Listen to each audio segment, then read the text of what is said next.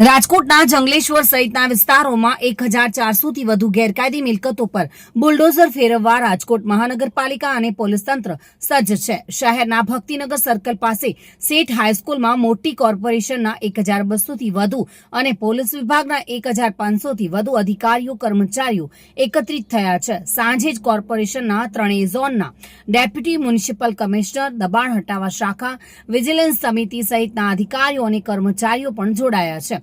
આજે 21 ફેબ્રુઆરીની શનિવારે 7 રૂટમાં પોલીસ અને કોર્પોરેશનના અધિકારીઓ તેમજ કર્મચારીઓ દ્વારા ફૂટ પેટ્રોલિંગ કરવામાં આવશે અને દબાણકારોને ઘર ખાલી કરવા માટે સમજાવવામાં આવશે.